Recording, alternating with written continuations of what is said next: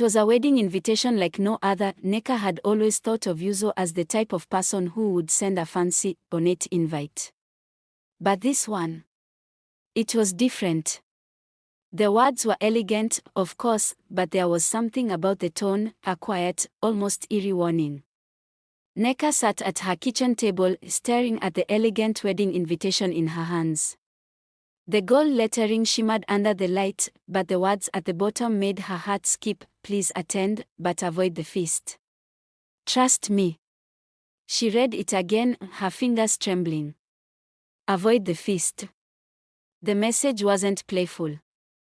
It felt like a warning. Memories of Yuzo flooded back, two little girls running through the dusty village streets, laughing, sharing secrets under the mango tree. And then, nothing.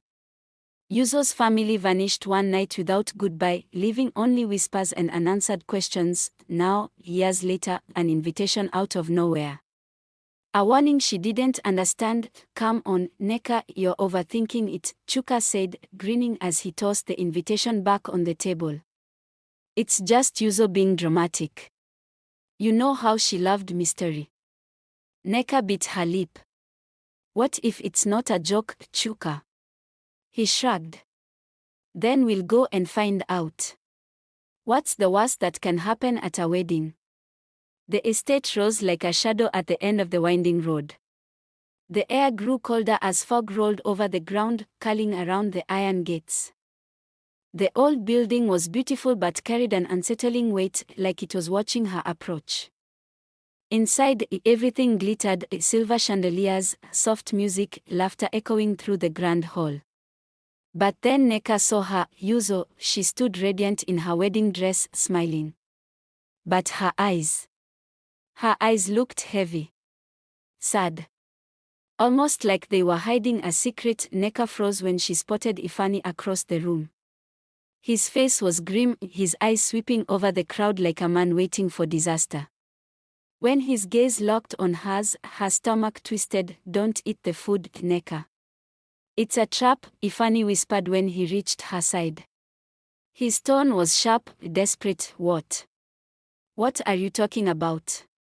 She asked. He glanced around nervously, his jaw tight. Just don't. And before she could ask more, he slipped back into the sea of guests, leaving her heart pounding. The reception began. Silver platters lined the tables, overflowing with rich, steaming dishes. Guests laughed as they filled their plates, clinking glasses and raising toasts. Nneka stood still, watching. Her fingers brushed the edge of a wine glass, Ifani's words echoing in her ears. The smell of the food was intoxicating.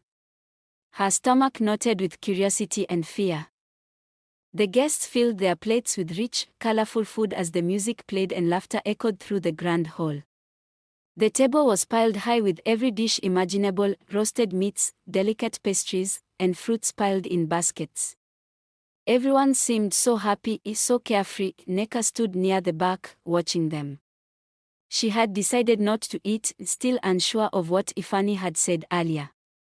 She took a sip of wine, her eyes scanning the room as people chatted and laughed. She could almost feel the warmth of the room and the easy atmosphere that surrounded her. But still, something in the back of her mind whispered, don't eat. As the night wore on, Nneka began to notice a few guests looking uneasy. At first, it seemed like the effects of overeating or too much alcohol. A woman fanned herself, her face pale, while a man seemed to stumble, his steps unsteady. But as more time passed, the uneasy feeling spread. Some people seemed dizzy, while others started to look even more sick. Nneka frowned. It couldn't just be from the food. Could it? Suddenly, Nneka's gaze snapped to Chuka, who had been sitting beside her. His face twisted in pain.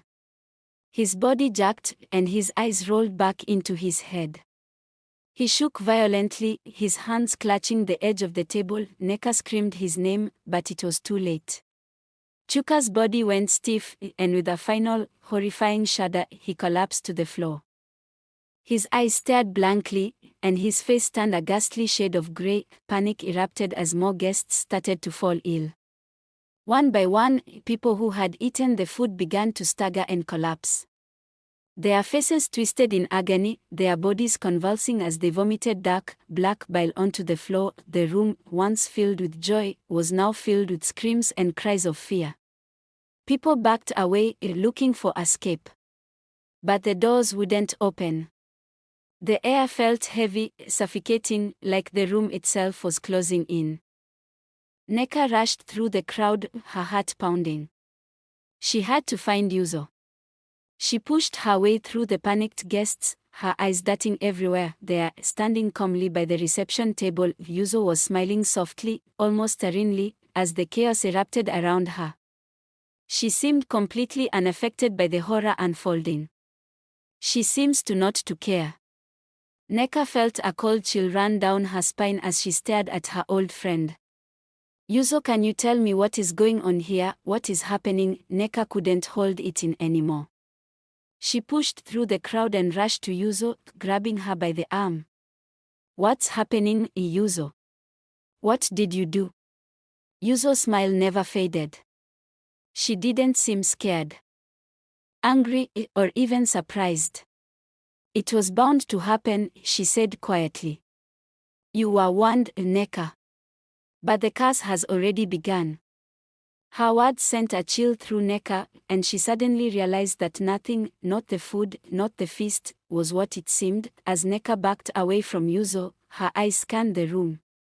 It was pure chaos now.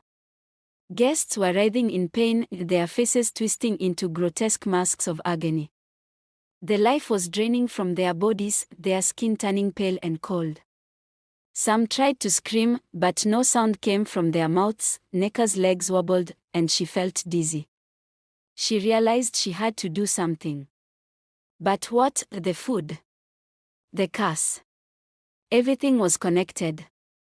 She was now part of it. From the corner of the room, Ifani appeared again, his face grim and filled with sorrow. He walked toward Nneka, his eyes scanning the room, filled with horror. This wedding, it's not a celebration, Ifani said, his voice low and trembling. It's a sacrifice. The curse Yuzo's family carries, it's meant to trap the souls of those who eat the feast. It's already too late. Nneka's world spun. The warning. The strange invitation. She now understood. It wasn't a joke. It was real. Nneka's hands shook as Ifani pulled her into a corner away from the chaos. His face was pale, his eyes heavy with sorrow. This isn't just a wedding, he whispered. Yuzo's family. They made a deal a long time ago. A dark pact with an ancient spirit for wealth and power. But the price was heavy. Every firstborn daughter must offer a life to the spirit at her wedding feast. Nneka felt her stomach drop. She glanced at Yuzo, who stood silently among the screams, her eyes filled with a sadness that now made sense. In Nneka's mind, flashes of the past played like a broken film. She saw Yuzo's family, once poor farmers, suddenly rise to prominence. Their grand house. Their endless wealth. But she also saw the shadows, whispers of strange rituals, the sudden deaths that were never explained. It all made sense now.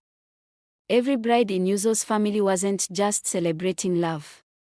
They were sealing a deal with a spirit, paying the price with innocent lives. My family knew, Ifani said quietly, his voice cracking. We were close to Yuzo's people once. Until we learned the truth about the pact. That's why we left. That's why I came tonight. I thought I could stop it before it started. But the moment the first dish was served, the ritual was sealed. Nneka felt tears burn her eyes. She wanted to scream, to wake up and find it was all a nightmare. But the cries of the dying guests told her this was all too real. Nneka ran to the heavy doors of the hall and pulled with all her strength. They didn't move. The air outside was thick, the fog pressing against the glass like a living thing. And then she heard it, the low, hollow sound, almost like a growl, echoing through the walls. It wasn't just a wedding hall anymore. It felt like a prison. Or worse, a trap. When Nneka turned, Yuzo was standing behind her. Tears rolled down the bride's cheeks, her makeup smeared. "I didn't want this," Yuzo whispered, her voice breaking. "I fought it for years. I thought if I ran, if I lived quietly, I could escape it. But the curse doesn't let you go. This wedding was never mine. It was the spirits." Her words were soft, but they cut through the screams like a blade. Nneka's eyes darted back to the guests. Their bodies were no longer writhing. They were changing. Skin crumbling like dry leaves. Faces hollowing into grey masks as their bodies began to collapse into dust. Her breath caught in her throat as she realized the truth. She hadn't eaten. But she was still here. She was inside the hall. That meant she was part of the ritual now. Yuzo grabbed Nneka's hand suddenly, her grip trembling but desperate. "Listen to me, Nneka. There's one way out. You can save yourself." "How?" Nneka's voice was a broken whisper. "You have to offer another life in your place," Yuzo said, her tears falling fast. "The spirit will take a substitute. But it has to be given willingly." Nneka stared at her in shock. "You want me to kill someone?" Yuzo's silence was the answer. Nneka shook her head violently. "No. I won't do it. I won't kill anyone." Before Yuzo could speak again, the lights flickered. A cold wind swept through the hall. And then it appeared, a dark, swirling shadow rose from the floor, stretching toward the ceiling. Its voice wasn't sound but a feeling, vibrating through their bones. It began pulling at the lifeless guests, consuming their fading souls like smoke into the void. Yuzo stood still, her shoulders shaking as she closed her eyes. "If this ends with me, so be it," she whispered. The spirit loomed above the broken hall, tall and black like a storm cloud with glowing red eyes. It didn't speak out loud, but Nneka heard it clearly in her mind: "Sacrifice your soul. Or let Yuzo suffer for eternity." The voice was cold, sharp, and full of power. Nneka's body felt heavy, like the air itself was pressing down on her. Nneka dropped to her knees, her thoughts racing. Could she give up her life? Could she live with the guilt of letting Yuzo be dragged into eternal darkness? But what if this curse kept going?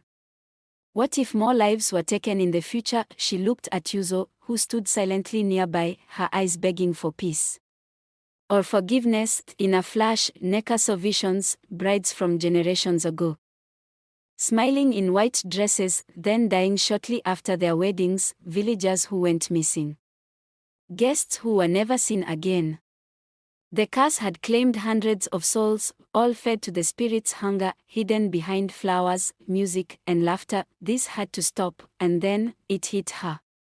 Nneka remembered something Ifani mentioned: the source of the spirit's power, an old artifact hidden in the hall, used during every wedding to bind the curse. If she could find it and destroy it, maybe, just maybe, this nightmare would end. She stood up. "No more blood," she whispered. "Not today." The fog thickened, curling around her ankles as Nneka ran through the hall. Walls shifted. Shadows moved.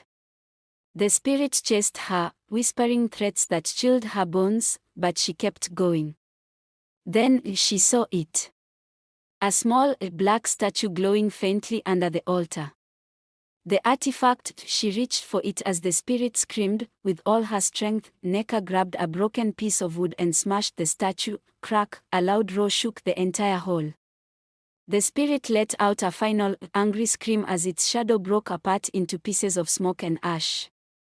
The chandeliers shattered. The ground trembled. Nneka fell back, her ears ringing.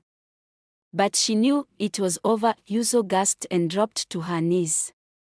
The grip that had held her soul was gone. She looked up at Nneka, her eyes wide with relief. "You did it. You broke it." Around them, silence fell. The guests were gone. The hall was falling apart. But the curse was gone. Nneka stepped outside into the cold air. The fog that once choked the grounds had started to clear. The sky was turning grey with morning light. She looked back one last time. The estate was quiet now, broken but free. Far behind her, a lone figure stood among the ruins, watching. Whether it was the last spirit or simply a memory, she didn't know. But the wedding curse was finally over. Be careful with the promises we make and the legacies we inherit. Some traditions may carry beauty, but others, if left unbroken, can carry destruction. And when given the chance to do what's right, even when it's hard, choose courage over fear.